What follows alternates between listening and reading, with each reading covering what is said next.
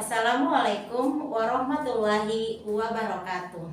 Nama saya Lasmiati Sianu. Saya calon guru penggerak angkatan 7 reguler dari Kabupaten Pohuwato. Saya adalah guru taman kanak-kanak di TK Mootilango, Kecamatan Duhiyadaan. Tak terasa sudah hampir sebulan saya mengikuti program pendidikan guru penggerak. Perlahan pula menyibak tabir kekurangtahuan saya terhadap program Merdeka Belajar yang sering saya dengar di setiap pertemuan guru ataupun saya lihat di berbagai media dewasa ini.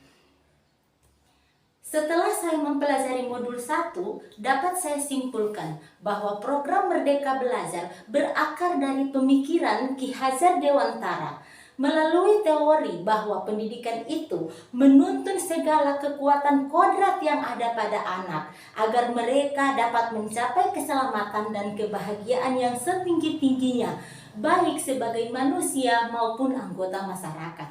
Sangatlah jelas bahwa peserta didik harus dituntun dalam belajar, bukan dipaksa untuk belajar.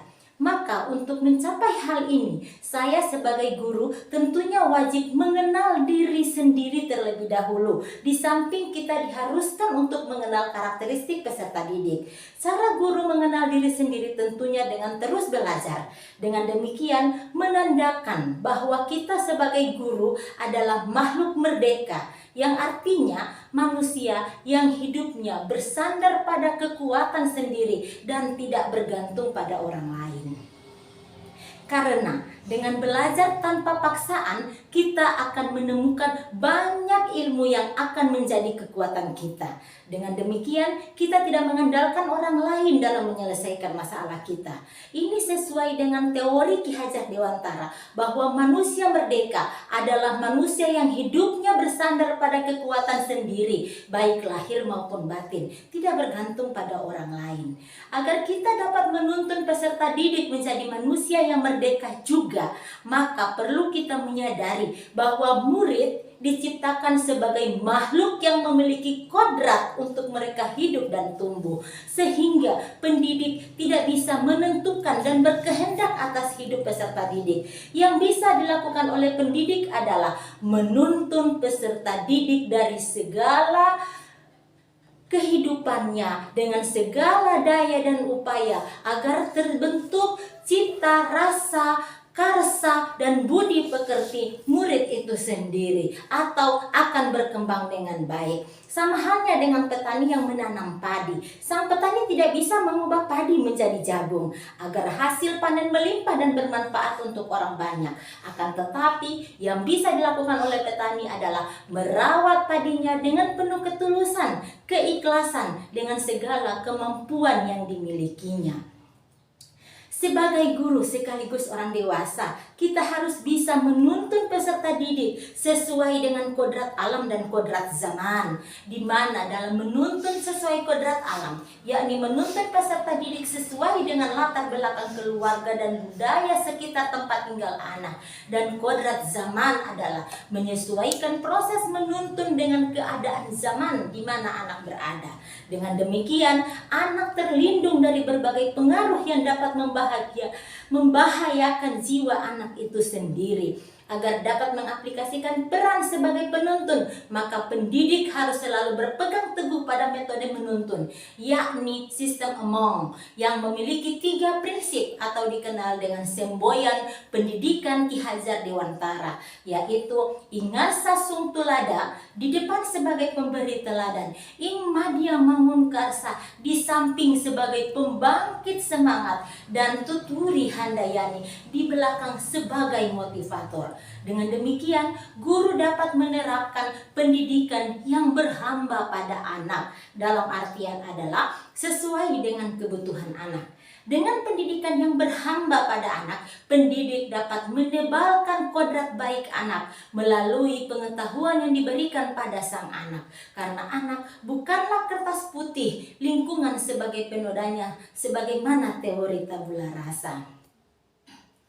Peran guru sebagai penuntun memberikan kesempatan kepada murid untuk belajar sesuai karakteristiknya dan budayanya. Dengan demikian, pendidikan akan berlangsung secara terus-menerus meskipun zaman terus berganti, karena budaya tidak akan pernah hilang. Hal ini sesuai dengan pemikiran Ki Hajar. Pendidikan bahwa merupakan tempat menabur benih-benih kebudayaan yang hidup dalam masyarakat, sekaligus sebagai instrumen tumbuhnya unsur peradaban. Dengan demikian, perlu kita mengaplikasikan Merdeka Belajar untuk membangun peradaban dan melahirkan generasi pembaharu, karena dalam hidupnya berkolaborasi, kritis, refleksi, komunikatif, kreatif, dan inovatif, sehingga anak selalu selamat dan bahagia, karena dalam proses belajar pada hidupnya senantiasa dituntun, bukan dipaksa.